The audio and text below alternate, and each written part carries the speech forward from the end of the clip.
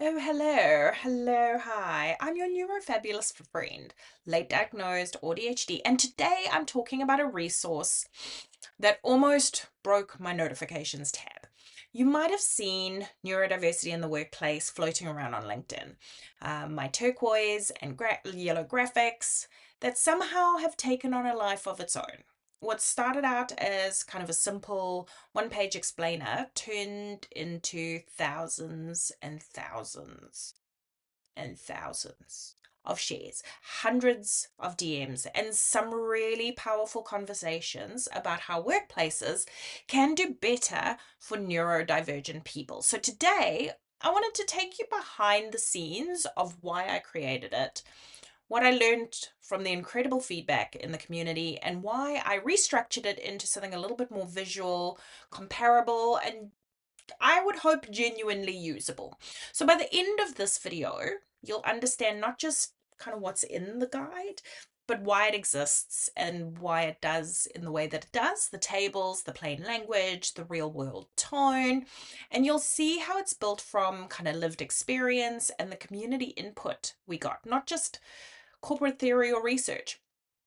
If you are new here, hi, I am Nicola, and I've spent nearly 2 decades leading health and safety and risk teams, and also I am late diagnosed autistic and ADHD, so AuDHD. My professional world and my personal world have finally collided in a way that kind of makes sense. And this guide came out of that collision. And if you go to the comments or just below, there is a freebie for this session, of course, naturally. You can download it in the link below, and I'll walk you through kind of what makes it a bit different.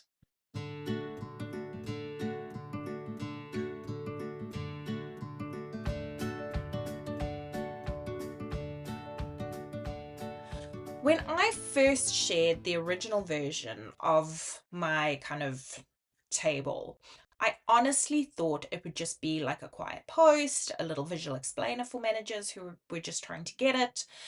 What I didn't expect was that it was going to hit a nerve. Within a few days, it had hundreds of comments from neurodivergent professionals, HR leads, team leaders, all saying the same thing. Finally, something that makes sense. I feel seen.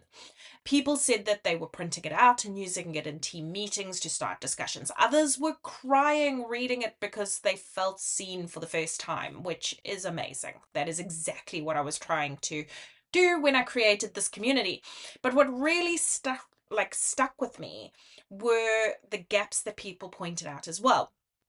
Could you make this easier to share in training? Could you show how the differences actually compare, like neurotypical versus AuDHD lens? It would be great if this could help managers understand why burnout hits so hard for me. That feedback was honestly fantastic. And it told me this wasn't just a nice infographic, it was really just a bridge. And in my true autistic style, I took every comment, every DM, and every real conversation from that thread and started sketching a version 2. So if you're one of the people who left a comment or shared on that first post, genuinely, thank you. Thank you, thank you, thank you. You shaped this project. And if you want to, you can grab the final version, links below, as we've discussed. Before we dive in, hit subscribe, because over the next few weeks, I'm unpacking the most requested topics from the comments, masking burnout, workplace accommodations that actually work, and what kind of the community gave feedback on as well. So let's have a look at the first post versus what we have now. This was the first post and it was awesome. It was really straightforward and simple. I then did an updated version, which also had huge traction and people were sharing and commenting, and I loved that. It was awesome. So let's talk about the format for a second, because that was one of the biggest decisions that I made. I chose comparable tables for one reason: accessibility. When you are neurodivergent, especially ADHD, walls of text are your enemy. Our brains process information differently. We look for patterns, we look for visual anchors, and we love a side by side contrast. Perfect. So, research from the Journal of Cognitive Neurophysiology backs this up. Autistic and ADHD individuals process and recall structured visual information significantly faster than unformatted text. So instead of writing a dense how to, why is this different, I designed something that you could glance at and instantly kind of say, oh, there's me, or I see this. One commenter said it was like a bingo board. Look, not what I was aiming for, but I still laughed at it. But for example, the first table compares how kind of burnout shows up in neurotypical versus neurodivergent teams. It highlights that for AuDHD brains, burnout isn't just about workload, it's about masking, sensory strain, and executive function fatigue. This, like another table here, talks about feedback preferences, and while neurotypical employees may prefer autonomy and broad direction, AuDHD employees often thrive with context and clarity, not micromanagement, but a shared understanding. So managers started telling me this helped me finally understand why one of my best team members shuts down after back-to-back meetings. I'm one of those team members. But it's the kind of light bulb moment that can change a workplace culture. Not policy documents, but kind of comprehension. The point wasn't to simplify people, it was to simplify communication about differences, because that's where inclusion really happens, in the conversations we're not yet having. And I can't possibly capture every neurodivergence or every experience across the spectrum, and I don't want to pretend to. Autism, ADHD, dyslexia, dyspraxia, Tourette's, every one of these brings unique strengths and challenges. What I can do is help start conversations, help start dialogue, to make it a little easier for teams and managers to talk about what they need and what works and what doesn't. The guide isn't a diagnosis or a checklist. It's a bridge to better understanding and real change. And selfishly, to help myself and my team. So if you're a manager and you're watching this thinking, how could I use this with my team? Please do. Share it. The link is in the description. There's a collection of graphics I shared on LinkedIn, so it's free. Just grab it below. All right, what I learned about the community. This was interesting. The response to the alternative versions I created has been really humbling. I expected a bit of traction. I didn't expect there was going to be deeply personal messages, people saying things like, I showed this to my boss and they cried. This helped me explain why I'm struggling without feeling ashamed. I sent this to HR and they're using it to train new managers. This is amazing. But that's also when I realized this isn't just a workplace guide. It's a conversation starter. It's proof that when neurodivergent people share their lived experience and when allies genuinely listen, we can design tools that work for everyone. And I think that's what makes this guide really special, is it wasn't written about us or me. It was built with me and the community. The community added feedback the whole way through. It was amazing.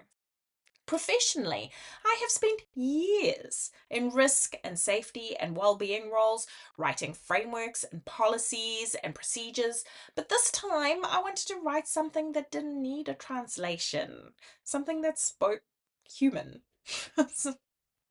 So, because honestly, even for someone who lives and breathes in the space, the research and the language can feel really overwhelming.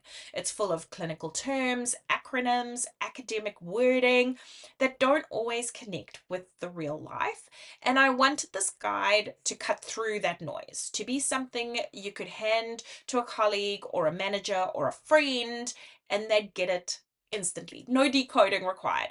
And judging by the thousands of reshares, this is what people were craving: plain language, empathy, and evidence. So let's have a couple of, let's just have a look at kind of some of the ones that really went gangbusters on LinkedIn. And also, let's talk about LinkedIn for a second. So I have focused always my energy into Instagram and YouTube.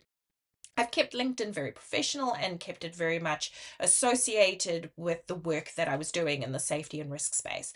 But opening it up to this new side has been really interesting, and it's been accepted more than what I expected. And I've had a number of viral posts on LinkedIn now, which confuses me as well, because I am always tracking analytics and I'm always trying to understand it better. So I find this whole experience very interesting. So again, first up, burnout. For neurotypical workers, burnout often looks like exhaustion after long hours or high workloads. For AuDHD people, it's different. It's the cumulative cost of masking, sensory overload, and constant executive function strain. One of the tables in the guide compares those experiences side by side because the signs aren't always visible. A neurotypical colleague may take a long weekend and bounce back. An AuDHD colleague might need weeks, even months, to recover because their nervous system doesn't reset in the same way. And when I shared that, commented things like, I didn't realize my crash wasn't just me being weak. No, it's exactly why this table exists, to show that different recovery curves aren't personal failings, they're neurological differences. And what works for neurotypical people, which is what we usually put in place in workplaces for burnout, isn't what our neurodivergent colleagues need. And then there's meetings. This was probably the single biggest aha moment for a lot of managers. Traditional meeting culture, open ended discussions, constant interruptions, bright rooms, multiple threads at once is a recipe for cognitive overload.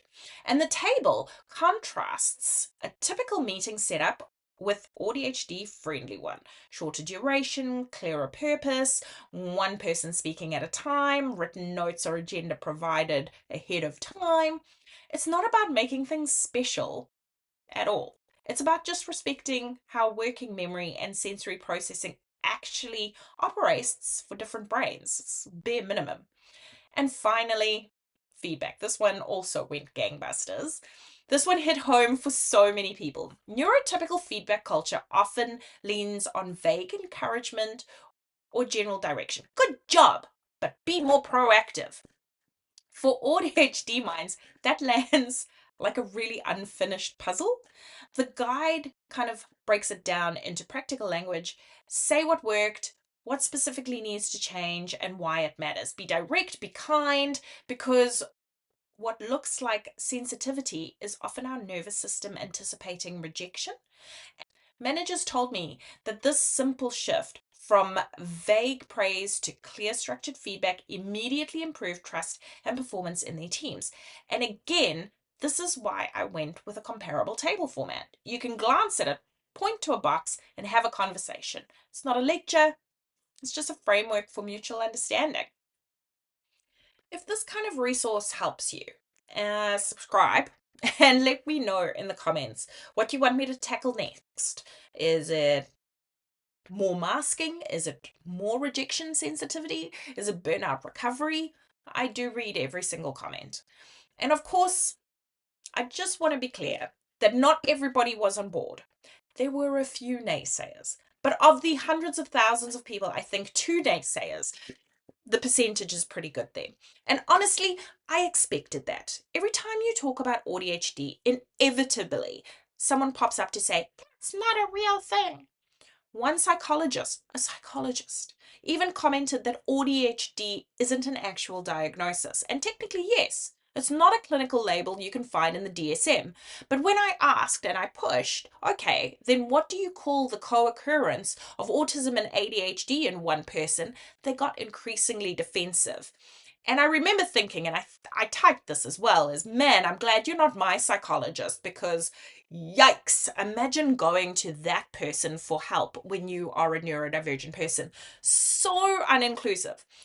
The truth is that ADHD is a lived experience term.